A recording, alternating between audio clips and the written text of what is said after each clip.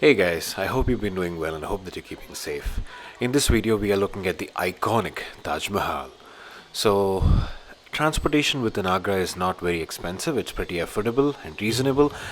Anywhere in the city, you can reach the Taj in like 100 or 150 rupees. And in the Taj Mahal, I suggest that you do take the electric vehicle, the battery operated vehicles, which are by the Agra Development Authority, and that's just 20 rupees per person and it'll take you up half kilometer or so. Make sure you buy your tickets online so that you can jump the queue at the Taj Mahal itself. And make sure you also carry an ID proof because they do check the ID proof and the ticket. And they scan the ticket multiple times, so make sure you keep it with you. And if you're having it on your phone, make sure that you do have some battery left out because mine was literally at 1% by the time we were exiting the Taj Mahal and they were supposed to be scanning it and I was keeping my fingers crossed. So make sure your phone is alive. Now, these you will find a lot of people coming to you saying that they're going to guide you. So these guides, the prices start at 1000. You can bargain for about 600, 500 to 600. We got one for 600. There was a lot of rush. We went in December, on 30th of December, and there were a lot of people, and it was cold too. It wasn't there wasn't much of a sun out there. So, yeah, honestly speaking, you don't need a guide, but we did take one, and it was all right. So the entrance to the Taj Mahal itself, you'll find all of this. You won't. I mean, it's not immediately you go and you get the Taj Mahal. So this is the entrance. You walk into it, the beautiful garden. So one of the wives, the first wife was buried there, but Begum, Mumtaz Begum is the one buried inside the Taj Mahal along with Shah Jahan. And this is the beautiful lawn, but they won't let you step in. I just stepped in and then they were like yelling all over the place.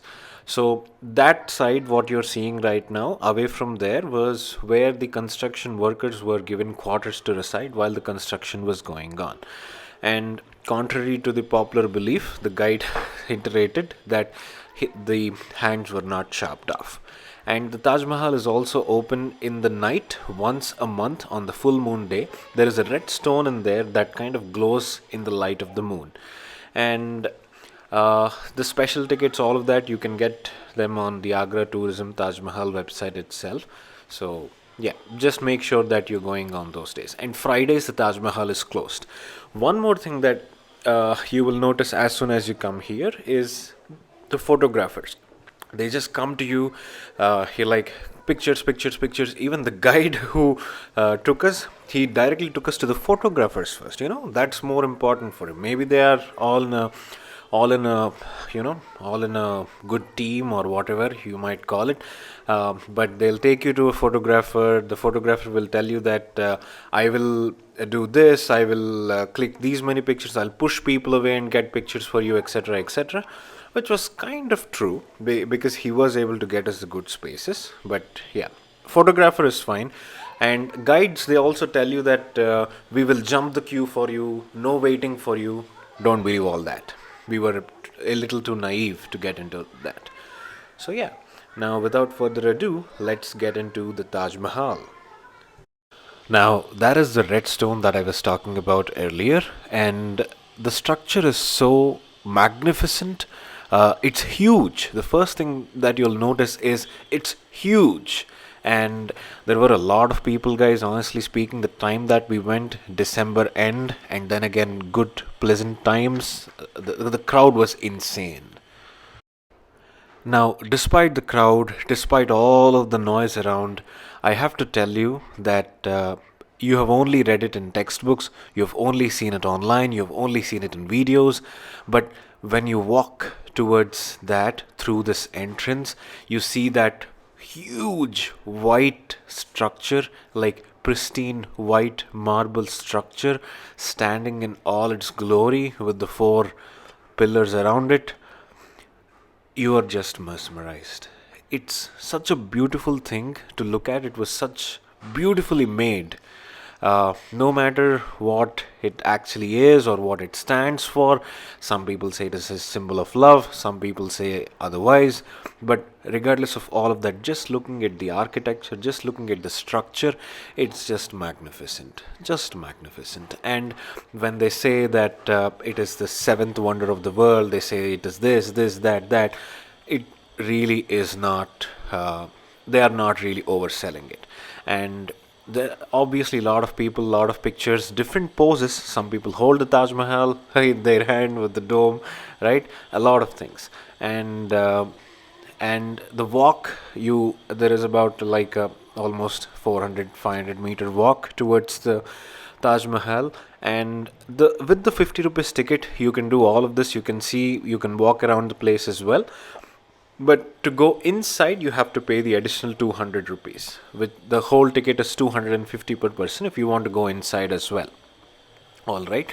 And so the queue you see here, the long queue that you see here again, is the one that is going inside the Taj Mahal. And as you can see, it's a pretty long queue, and you'll see a lot of foreigners as well. And a funny thing happened when we visited. All right, so we were standing here on the side, and then people started jumping through the fence. So there were ropes tied there in order to separate the lines, set the lines straight, and then people started jumping, and then it became chaotic. And towards the end, the guard was shouting, "Hey, you only have to come in two lines." And then again, people uh, rushed all together. Typical mindsets. And unfortunately, filming inside the Taj Mahal is not permitted. So let me just tell you, it's not a huge walk inside. It's not much of a big thing. I mean, I won't say much of a big thing. It's basically the replica of the graves of both Shah Jahan and his wife Mumtaz Begum. So apparently, I mean, people when we visit, right? It's just the replica that we see of the graves. So the actual graves are exactly below the replicas beneath, right? And there is a day, I forget that day, he mentioned something. There is a day that the actual graves are also open to the general public, and he mentioned something about it, not even a ticket being charged, you know. It's apparently one day when it's open. Yeah, the actual graves also they let you see.